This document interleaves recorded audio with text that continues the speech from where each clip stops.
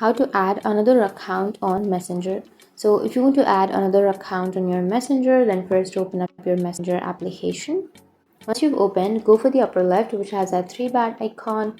Go for the settings, which is on the upper right.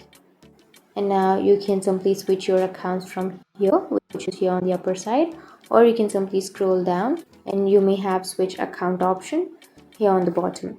But if you don't have, here you will have all of the accounts that you have logged in. And if you want to add another account on your Messenger, tap on manage accounts and then tap on add account. And here you need to enter the phone number or email of the Messenger and then your password of your Messenger account, and you can tap on login and you'll be logged into the other account on Messenger.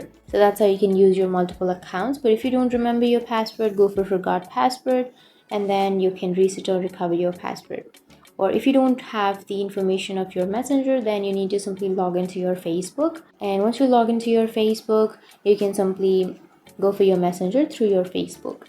So that's how you can add another account on your Messenger, by simply going for the switch account or manage devices on this account. And if you have any questions, feel free to comment below. Thanks for watching.